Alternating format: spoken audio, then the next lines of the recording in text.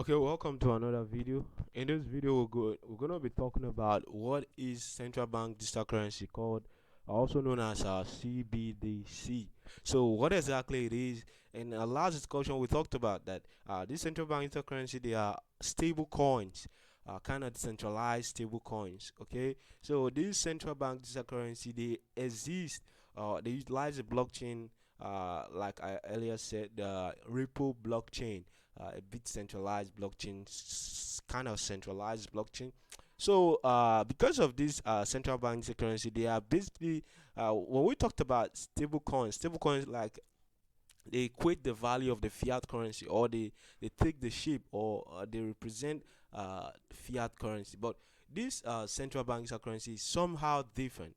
Okay, so I want us to read through and see. You see, I think let me talk about it. It's better I talk about it and we just stop reading all this. So now this central bank digital currency, they are countries now, because the way cryptocurrency now is taking the whole market or the whole world. So the banks or the government, because they want to still be in control, so they have thought it wise and created this central bank digital currency. That this means that every central bank of every country must have its own currency that governs that country. Now this central bank currency, they are like this our normal fiat currency, our paper money, just that they exist in a digital world now, just as the cryptocurrency exists in the digital world. Though they possess, or they are backed by this same blockchain, but it is different. Why? Because the central bank currency gives the central bank or the government that control ability or authority still.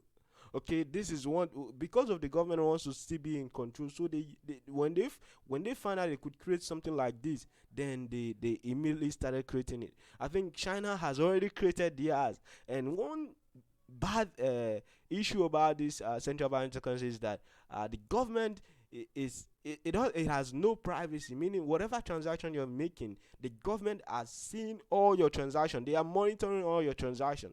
Okay, now let's read through. It said unlike this decentralized cryptocurrencies, projects like Bitcoin, Ethereum, and other cryptocurrencies, decentralized cryptocurrencies, Stellar, and all that. You say a central bank currency would be centralized and regulated by a country's monetary authority, which is the central bank or the government.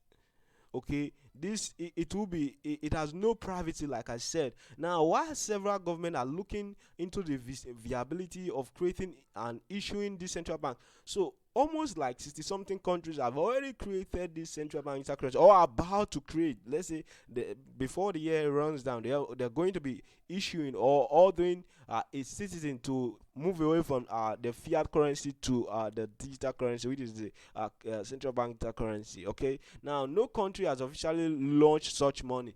China has launched this central bank currency already. Okay, I think now I want us to take a look. Now this virtual currency, which is this central bank currency, gain immense popularity, owning their own, I mean normal cryptocurrency rather, but these ones don't have that.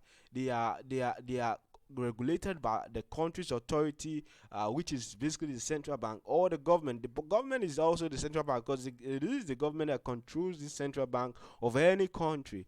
Now, unable to control the growth and influence of cryptocurrencies, many leading central banks across the globe, which is the government, like I said, because they are not able to stop the growth of our cryptocurrency, and they want to still be in control of the monetary system in all countries or in the world. So they decided to embark on this central bank digital currency. Now, these regulated cryptocurrencies are called central bank currency and will be operated by the respective monetary authority or central banks of a particular country, meaning each country have their own central bank currency, meaning this central bank digital currency represent the dollar, represent, let's say the United States uses the dollar, the UK uses the pounds, right? So this central bank digital currency will be representing the pounds, the naira, the cedis, the rands, all these are normal fiat currency, our normal paper money. So this each countries central bank like the yuan now, the China now, they created the central bank currency called yuan. Okay, now this yuan now is representing the normal paper money, but now it is digital, in a digital form. Okay, uh like let's say like 5 years to come, all country will be like this what's it called, this China we're talking about. Now, each central bank digital currency unit will act as a secure digital instrument equivalent to a paper bill, like I said, to the paper money we have, and can be used as a mode of payment, a store of value, an official unit of account. But there is a problem with this central bank digital currency. Okay, decentralization is a problem. We don't need money that is centralized. We need digital currencies. But because they want to still be in control, they still find a way of making a centralized digital currency. Now, this store of value, this central bank digital currency are stable coins, so it doesn't really go have this monetary value that we are trying to so talk now about. This okay, central bank digital currency, since it will be part of money supply controlled by the government or the central bank, it will work alongside other form of regulated money like coins, bills, and this is what they want. They want to still be in control, like I said earlier. But this central bank digital currency, it doesn't grow in value. I mean, like Bitcoin grows in value, but this is a stable coin. It's like our paper money. It doesn't grow in value. Okay, it is just for them to still be in control. That is their aim of creating this. He said the central bank digital currency aims to bring in the best both world, the confidence and security of digital. Now it is secured, mind you. It is secured. Why? Because it's powered by the blockchain technology. But in another way around, it is centralized. Now, I wanted us to check. Now, take to date, no country has. Now, there are countries, many countries now. The Nigeria, the UK, the Bank of England, almost all the bank. Yeah, people of China, uh, China. Yeah, no. At then they were researching about this, but now many countries have pulled out their own central bank digital currency. Now, what are the advantages of this central bank digital currency? We'll be talking about the advantages and the disadvantages. Now, this central bank digital currency, the cost of making cash for the countries or for the central bank will be limited. Okay, now for it can be very high for countries living on secluded islands. Central bank digital currency can help mitigate the cost of printing money. Okay, because they are now printing it or using codes or programmable codes to just print it, so it will help them rather than just printing it with heavy costly machines.